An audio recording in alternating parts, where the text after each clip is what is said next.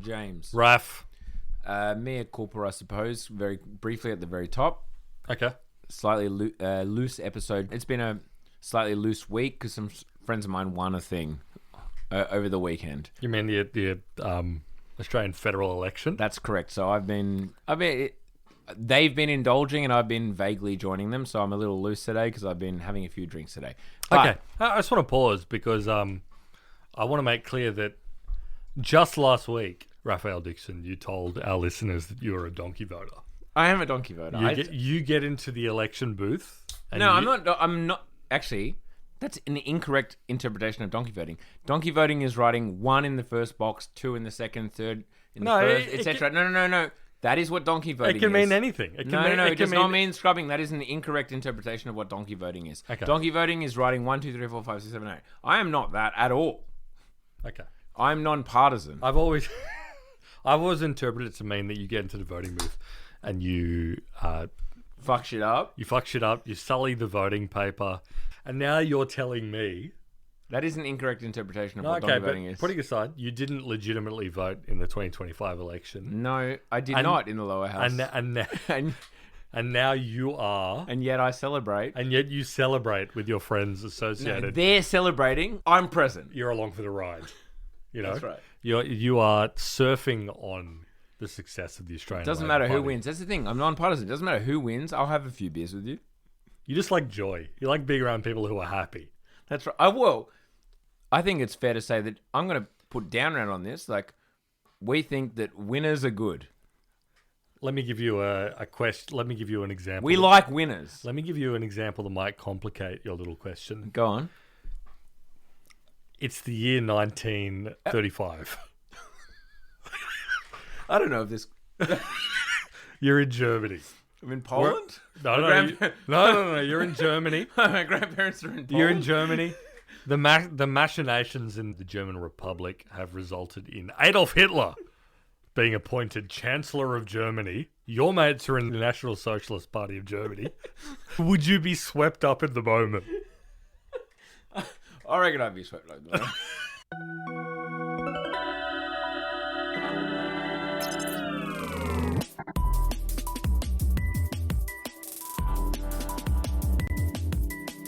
That's neither here nor there. But you had an impact at a conference this week. So, very quickly, we do need to get deeper into the Apple case, which we touched on briefly last week. It was breaking news. We're going to get deeper on the Apple case. We're going to also talk about OpenAI and some changes to their governance, as well as like they've got a hire, a new hire. There've been some executive moves in OpenAI. You might say we've been talking about OpenAI a little bit too much.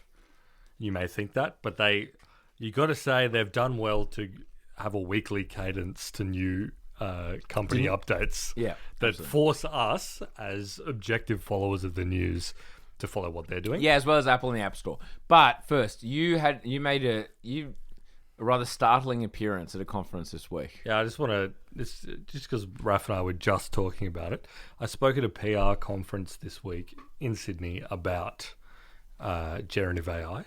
You know, it was about how public relations firms can apprehend the new world of LLMs and AI, and, you know. We went from MLMs to LLMs. How about that? We went from MLMs to LLMs. And, you know, a lot of PR firms are trying to work out how do we apprehend this new world that we're in. Anyway, so I spoke on a panel, and I showed up this hotel in Sydney. And what were you wearing? I was wearing a suit. With a tie? No tie. It was a PR conference, mate. Not a finance conference. No tie. And I showed up and I was staying in the lobby, and the woman who was looking after all the guests or whatever was like, "Yep, you're James. Great. You're on just after this session. They're going to have a break after that. Why don't you stick your head in and just pick up on the vibe, see what's going on?" And I said, "Okay, yeah, I'll do that." And I walked up to the double doors that were opening into this conference, and I pushed them open as directed by the by this woman, and it was so loud. It was catastrophically loud when I opened the doors to this auditorium. Yeah. The doors flung open. There was probably, I reckon, 400 people in there, and they all whipped. Their necks whipped to look at the obvious intrusion into the room. This was like Aragorn in Lord of the Rings Return of the King or whatever. Whatever the movie is that he slams these double doors open. The people on the stage looked at me. Everyone looked at me. This was like nightmare territory. This is the sort of thing that you wake up sweating in the middle of the night to experience. Except it happened to me for real. And you happen to have clothes on. I did have clothes on, yeah. And I was like, oh, and I let the doors close. So I was like, I can't be part Wait, sorry, of that. you were like, oh. No, I didn't say that. But I was like, I held them open for a second. I was like, no. Sorry, but from the perspective of someone who like whipped their head around to you, they just saw a man and then the doors close on him. Yeah, no. They saw me holding it open and then I was like, no, this isn't right. And I let it close. And then That's worse. You should have confidently strode I down should have strode out, but I didn't. I backed out. I chickened out. And here's the unfortunate thing is then I had to get up on stage 20 minutes later and talk when every single person saw me throw the doors open. It really put me in a bad position to talk about how LLMs are influencing the public relations industry. When I was in Vegas recently, 2 weeks ago, whenever the freak it was. 3 weeks, 4 weeks, yep. Something like that. There was a conference. We were staying in the New York, and there was a conference nearby, and it had the best name of any conference ever. Obviously, we weren't attending that. We were at Google Next. But it was called Deals Max. Oh, yeah, hell yeah. Sales conference, I assume. It was about M&A. It was like mid-market M&A. Oh, fuck yeah. And there was plenty of people around for Deals Max. And anyway, a lot of them were staying at the New York, it appeared. And when we were trying to check into the New York, you know, very American people doing their, almost like they read a book about how to talk to strangers or whatever. And he just spoken to the stranger behind him and we could hear it happening. And I was pissed off already because it was supposed to be like an automatic check-in system, but it had fucked up on mine, I think, because of Australian passports and this, that, and the other, whatever. Yep. Point being, there were dramas. I was already like, let me into my room. And anyway, Deals Max matey is talking to another Deals Max matey, but then they finish their conversation and he turns to us and is like, and where are you from? You know, like doing his Deals Max thing where he introduces himself.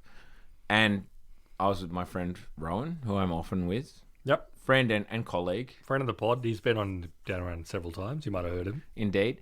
And he's like, you know, where are you from? And my friend Rowan went on he was like, oh yeah, we're from Australia. Actually, me and my friend here, Raf, we were in an argument over where we should go to. He wanted to go to Egypt. I wanted to go to Europe. And we decided we could tick all of those boxes and come here to Vegas. Because we've got Egypt here, we've got Europe here. Yep. And he was like, yeah, that's great. Well, you know, I hope you boys enjoy yourself. Yep, you can see the lot. You know, yep. Have a good time. No irony at all. Yeah, that's amazing. It's a beautiful... This is exactly... Okay, here This is what conferences are about. Well, it's about conferences. What America is about. There are 2 points I would make there. Number one is the openness to the insane thing you said. You wouldn't get in many cultures but American. And the second point I would make, the idea of a mid-market M&A conference. Yeah. We went in. That suggests a depth to your economy that most countries don't have. Oh, absolutely. That was a huge takeaway for me as well. Because I was like, what the fuck is Deals Max? Great name. Great. Deals Max. Great name. Mid-market M&A. But they can host an entire conference in a casino / conference center in Vegas with thousands of people. For mid-market M&A. There would be 10 guys who do that in Australia, I would imagine.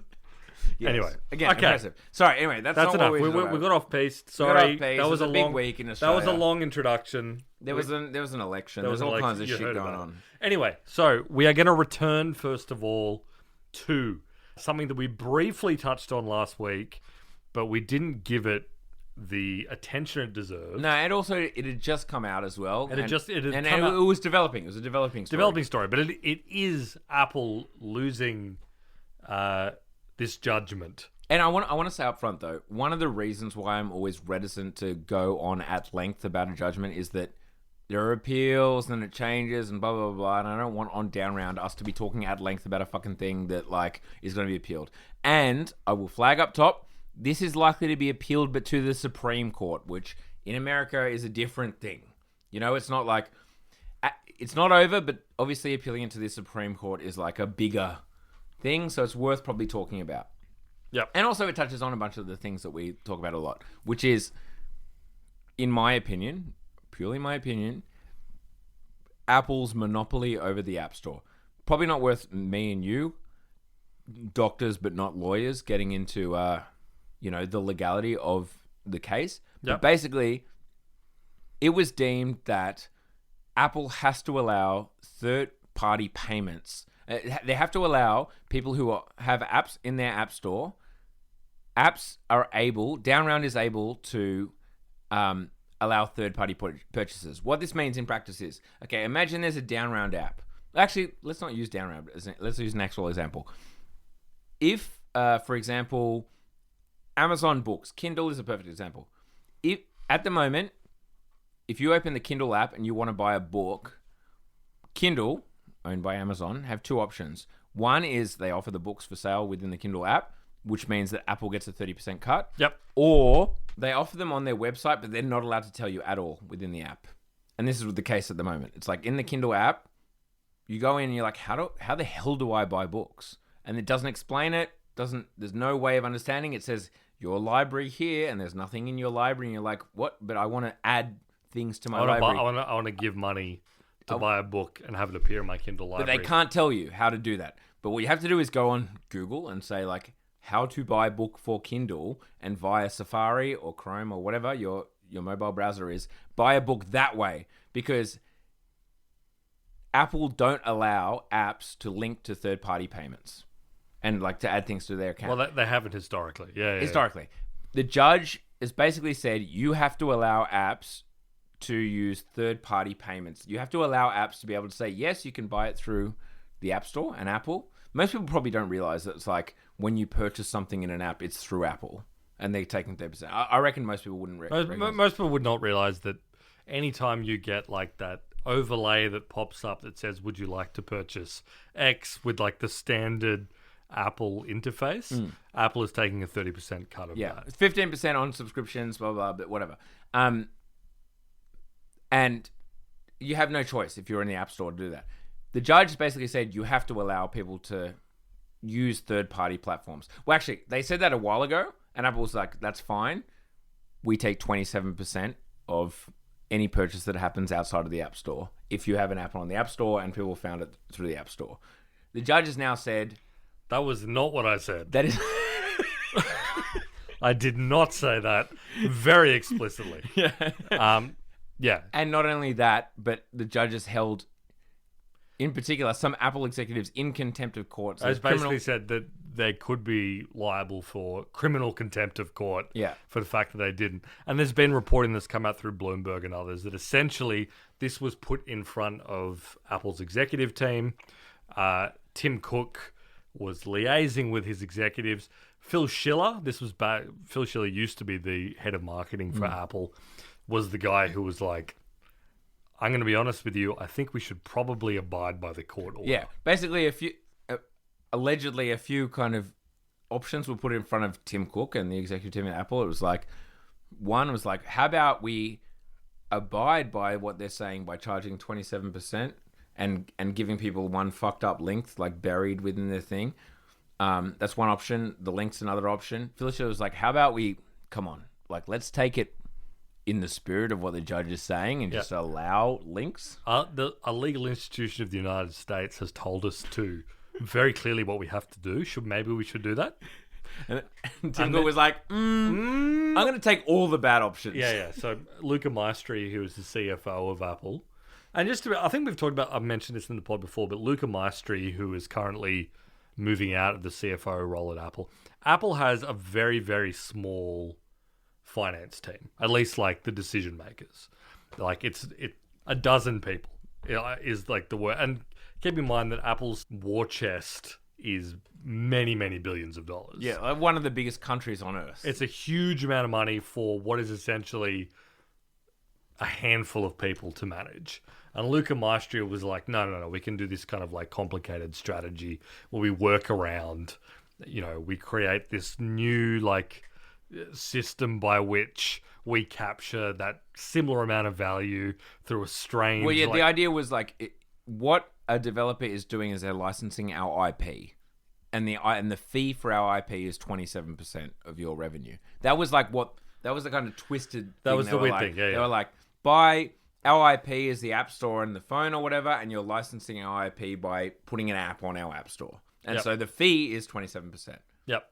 And then there's a processing payment. So this is a very like complicated legal structure they've slapped on top. And the judge has been like, that's really interesting, but that's not what I said at all. No. And also like, back in the day when you set the 30%, you weren't going 27% IP fee plus 3% processing payments. That's not what you... No. It was... Yeah, exactly. So as a result, because then this is what we kind of flagged this a little bit last week when we talked about this briefly. But as a result, there's been, at least while Apple is going through all the appeals and whatever, there's been an avalanche of companies that have essentially come out and released updates. Which is why I think it's worth us talking about. Right? It's exactly. It's actually in the wild now. Stripe immediately released a development kit for like how to implement third-party payments in your app using Stripe, so therefore you don't have to pay Apple. Yeah, and also, sorry, just to flag, because we should have said at the top, but all this comes from like the Epic Games lawsuit. Tim Sweeney. So Tim Sweeney, Epic Games, who released Fortnite. Fortnite has not been available on iPhones for years at this point. Reason being that obviously Fortnite is a free game and Epic Games makes all its money from people buying cosmetics. And cool hats for their character. Hats and skins and what have you for their guys in Fortnite. Yes, I don't understand why anyone does it either, but...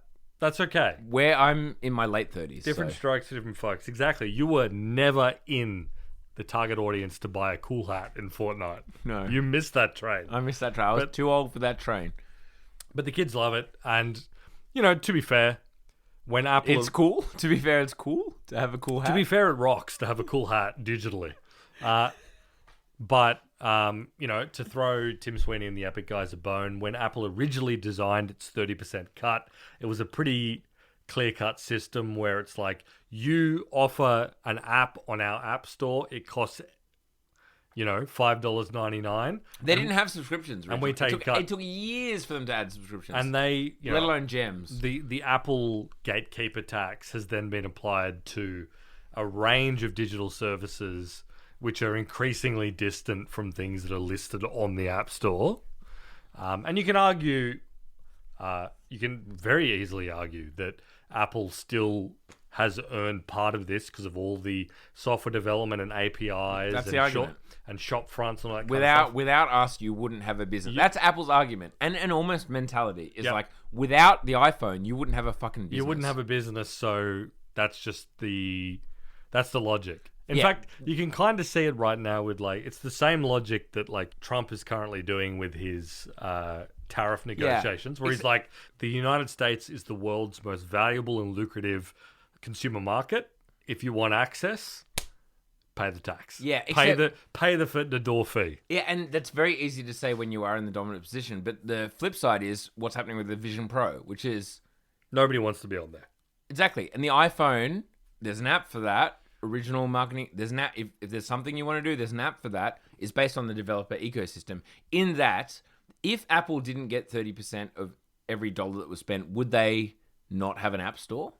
Of course they would still have an app store. Yeah. They need apps on their fucking device. Same as on OS X, on Mac OS or whatever, and Windows, they allow programs to be installed because they're a platform, etc. But regardless, and then same as and I bring up Vision Pro because it's the opposite, because it's they need developers in order to create a product that is people want. Yeah. Because at the moment there's nothing to fucking do in the Vision Pro because developers don't want to develop for it. Blah blah blah blah. So this idea that they it is true they've created a very valuable platform that everyone wants to use. The iPhone is a fantastic product, It's great. and I get it. But the reality is, it's simply once again, like power and distribution. It's power and distribution, but like They can demand 30% because it's like, we give you access to 1 billion iPhones. So do you want to be on the platform that has access to 1 billion potential purchases or not? Yeah. And because if you do, 30%.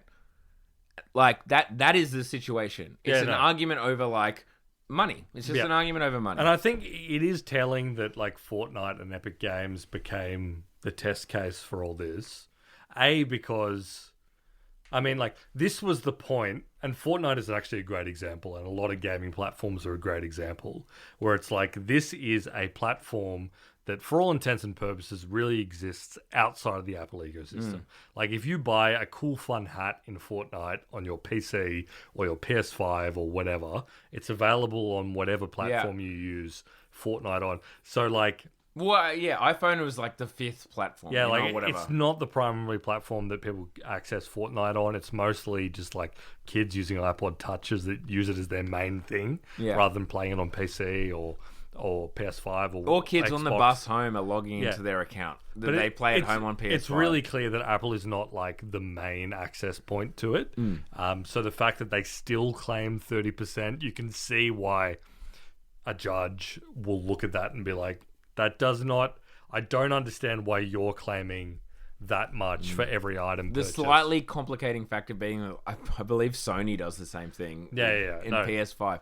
See, here's the thing with Apple, and I'm not the first person to say this. Like, this is like, everyone has fucking said this in the analyst world. Like, I do feel like Apple, like, the problem that Apple have is that they apply the 30% for everyone. If they had just said, like, gems in games, I feel like the whole world would be more sympathetic. But the fact that it's like Spotify subscriptions when they have a competing product in Apple Music, Netflix when they have a competing product in Apple TV or whatever, like they don't, like Amazon digital books, and there's things like Kindle, for example, where it's actually not feasible because of like the royalty structures around books. They Amazon and Apple's policies are most favored nations. You have to have the same price externally as you do internally to Apple. You can't just add 30% to like the price in Apple, whatever. It has to be exactly the same. Most favored nations clauses. But with regards to like books, you can't. There's royalty structures in place. You can't just charge 30% extra and Apple takes that 30%. Like you can't tell. You can't like there are contracts with the authors. My point being like the inflexibility around certain things like books and whatnot, when there are minimal part. When you look at actually the revenue of Apple, we've talked about this a million times on Darren before. It's like 80% of Apple's 30% cut is games, and of those games, it's like 80% of the revenue of that is like it's the power law thing is like 10% of users or whatever. Yeah. But if they just said like all the other stuff, like books and stuff, we're gonna let that go. You can use third-party payments. Things like Patreon, like we've talked about this again, like Apple at their worst, where like we need to take 30% of, if you were, for example, to subscribe to Downround through Patreon, Apple now want to take 30% of your $9.50, very reasonable amount of money for a premium. For a premium podcast, why not? Yeah.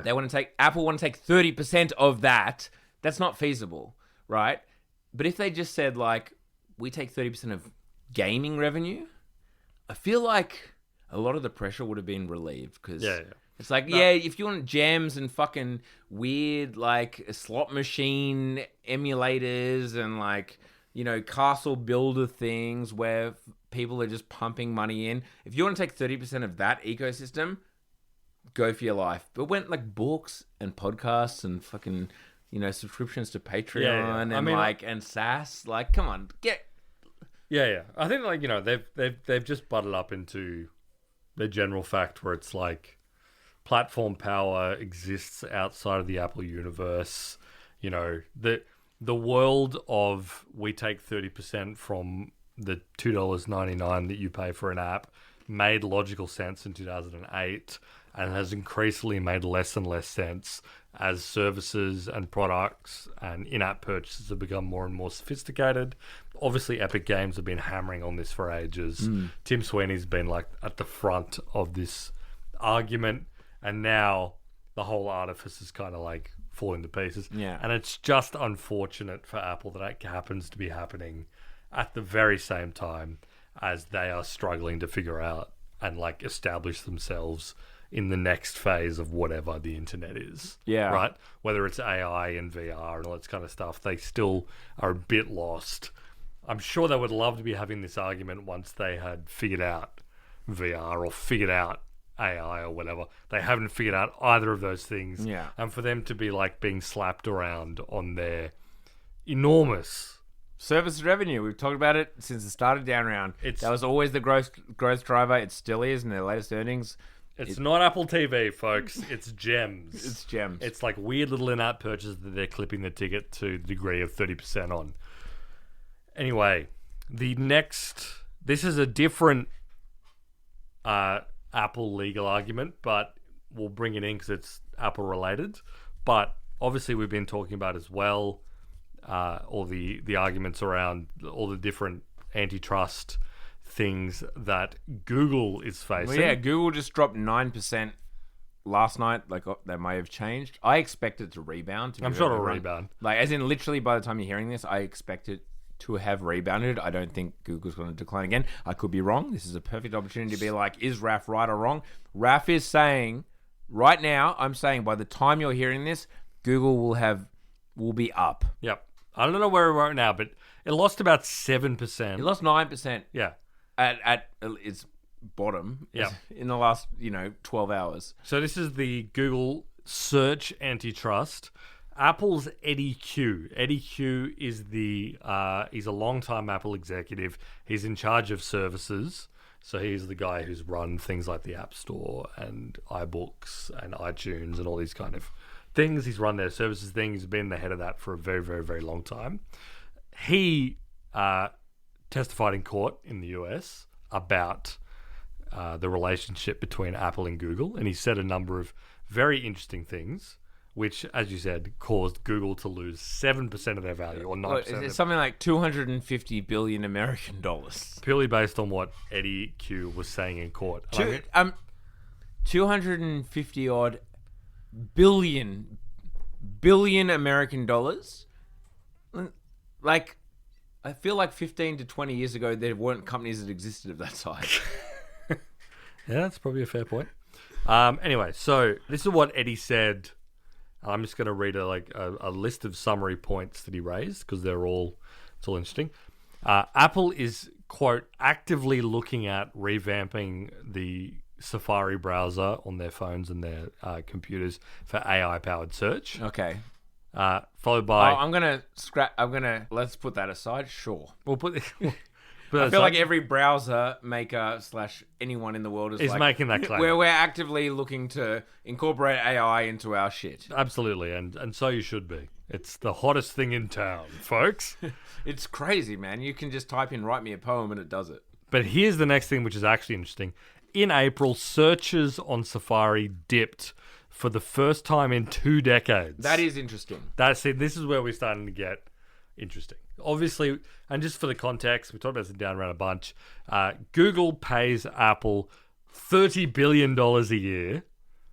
One of the biggest singular transactions that probably happens in business globally. It's basically all of Apple's net profit quarterly. Yeah, and this is slapped under services as well, along with the gems. But as well as factor in, there is no cost of goods sold for Apple. This is pure profit. Pure profit. It would cost maybe $1 million a year, I reckon, to Yep. service that 30 million. Yep. 30 billion, sorry. That 30 billion, I reckon, cost of goods sold, we're hit to about $1 million or so of administration, and I'm being generous. Yep. So for Apple to see that, as again, searches on Safari dipping for the first time in 2 decades, Eddie Q attributed this to more people using AI. And that could mean anything from people just using ChatGPT to ask their questions instead, or they're going straight into Gemini or whatever it may be. But as a result, they're not going to the Omnibar on Safari and typing shit in, Yeah. which is where all this money comes. This is fucking this is actually a big pivot point. It's worth putting a flag in the ground right now that like for the first time in 20 years, Like the idea searches that have gone down. You've hit, and like you would think that Safari, Google searches, or Safari searches generally, assuming people sometimes pick Bing or DuckDuckGo or whatever is available in Safari, you've hit peak search, Yeah. and people are, and the bar is coming down from that. That's pretty substantial. Peak search, and we should probably title the episode that peak search. Peak That's search. right. That probably is a flag in the ground, a stake in the ground moment. If true, if true. So yeah, followed by the next point. Q believes AI search providers OpenAI, Perplexity, Anthropic, Grok, Gemini will replace existing Google search in the long run. Again, not a crazy point. Many people have brought that up. But then, this is a quote from Eddie Q in court. Q says things are moving so fast in AI that, quote, I don't know why. Obviously, he said this probably there are probably a million calculations in his mind as to why he's saying this, positioning this in relation to Google versus Apple, that sort of stuff. Quote, you may not need an iPhone in 10 years from now, as crazy as that sounds.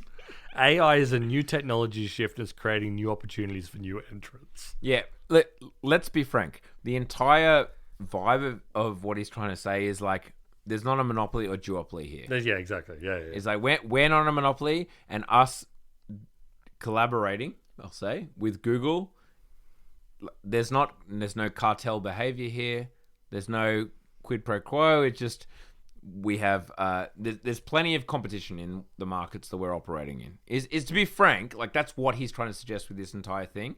I don't know if he realized that it was going to send Google down fucking 7 to 9%. Yeah. It was going to wipe 250 billion off. But that's what he's kind of trying to say here, right? It's like there's plenty of competition here. Don't charge us money for being anti-competitive. Yeah. But basically, he's like, yeah, there's enough money now, enough large players that I don't see how it doesn't happen, referring to the switch from standard search to AI. He said that LLMs will continue to improve and users will keep having more reasons to adopt AI search over regular search, blah, blah, blah.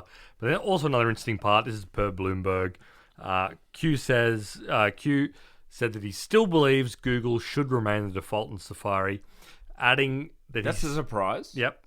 Adding that he says that he has lost sleep over the possibility of losing the revenue sharing from their agreement, saying that the relationship with Google has the most favorable financial terms, almost a quarter of Apple's entire profit. Yeah. That's what I mean. Like, their profit is largely based on, And he is the Senior Vice President of Services, which that unit does around $100 billion a year. Huge. $100 billion a year unit.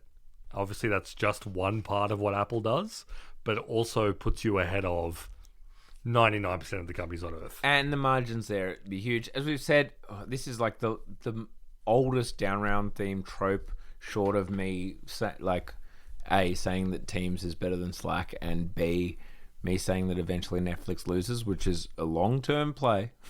But 3 is that Apple Services revenue is mostly the Google deal and Gems.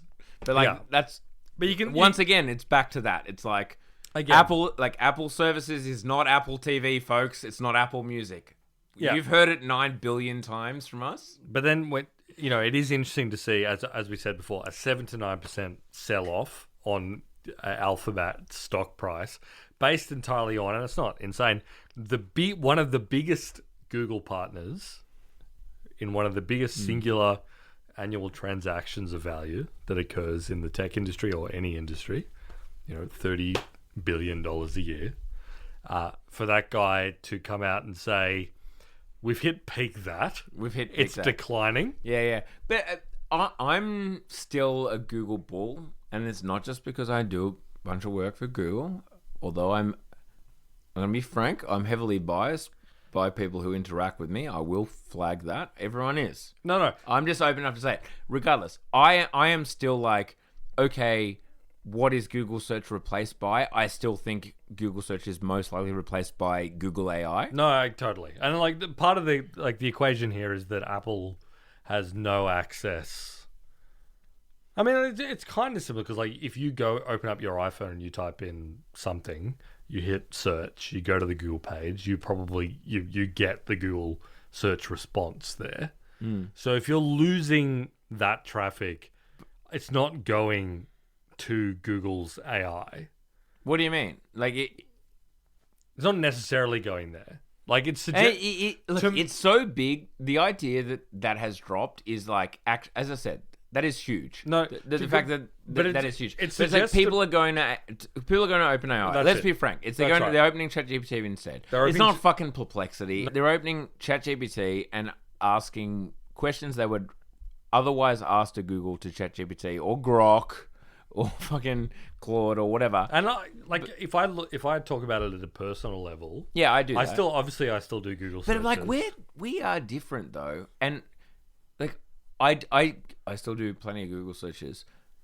Like, how much of percentage would you say that we've reduced our Google search? I reckon my number one, and we're heavy AI users, I would say. Yeah, I use. But as far as like general populace, we'd probably be the 1%. I'll be up there, but like for me, if I'm looking for a current event that's happened, and I'm searching for keywords, it's Google every time. Google every time because like ChatGPT can do it, but it's like it's slow and painful. It's slow and painful. It's going to present it to me in a way that's it's too long. Whereas Google will just hammer me. It'll hammer out and it will give you like the little tiles from different news articles. Click on it'll be fine. That's it. For a lot of like basic questions, I'm definitely going to AI.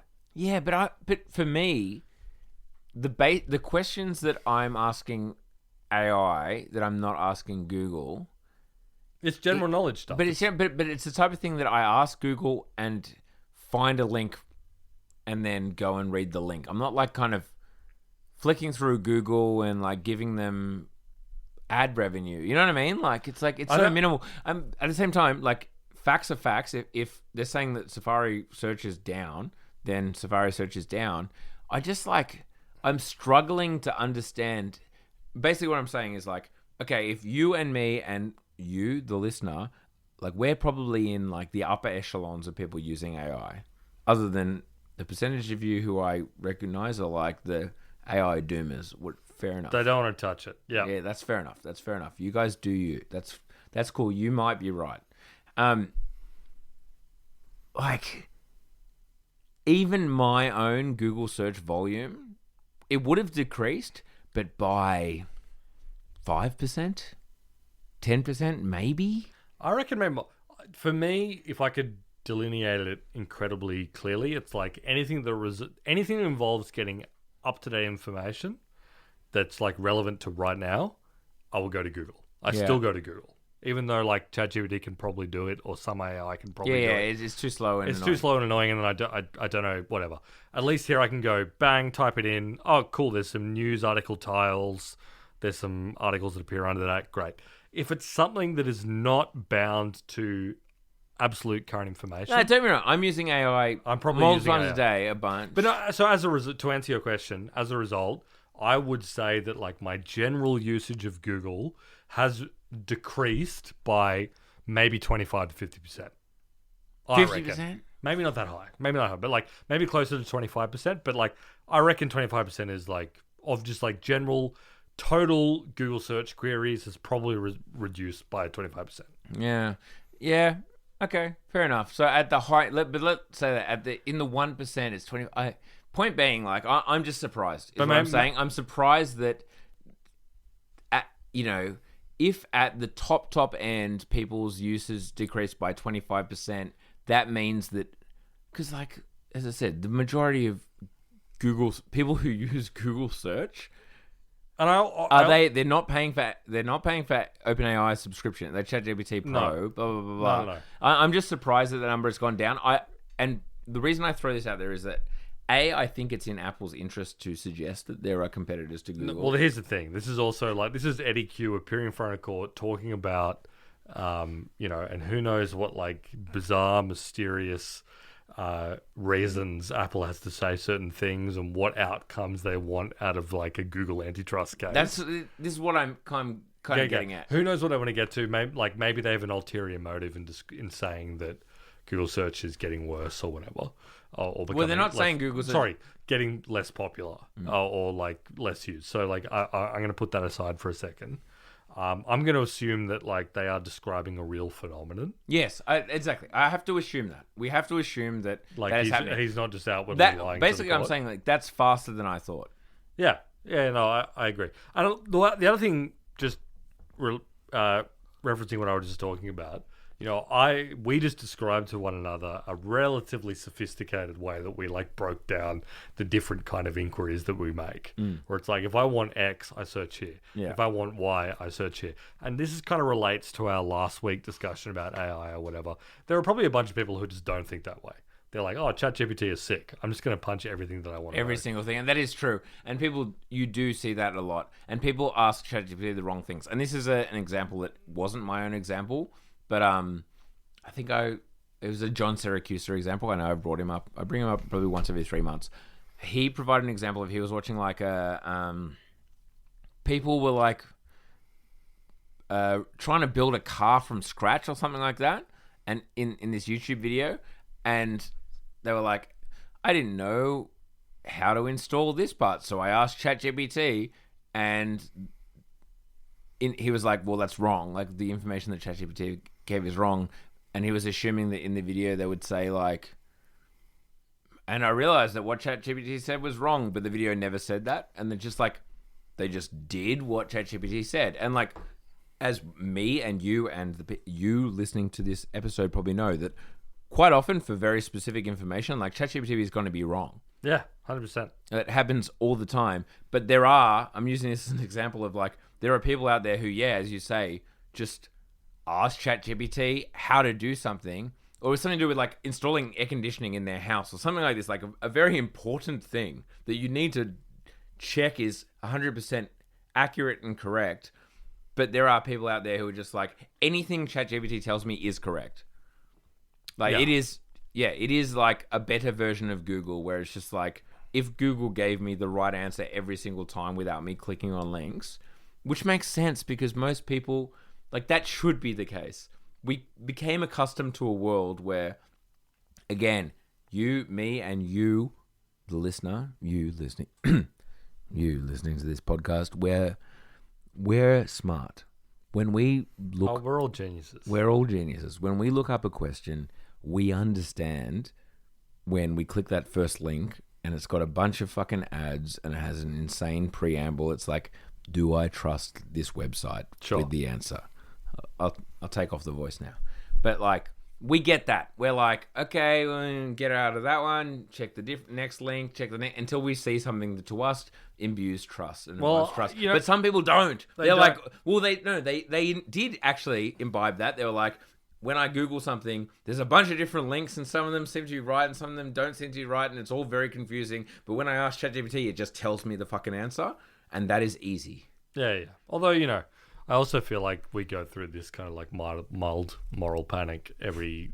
Is it a moral panic? I'm sorry, I don't know if it's a moral panic, but like we go through this same like kind of thinking about those fucking morons out there. Like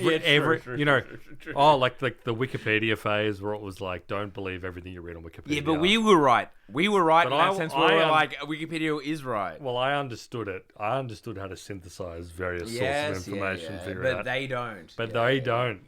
They don't. Yeah. I understand not to value information on first apprehension.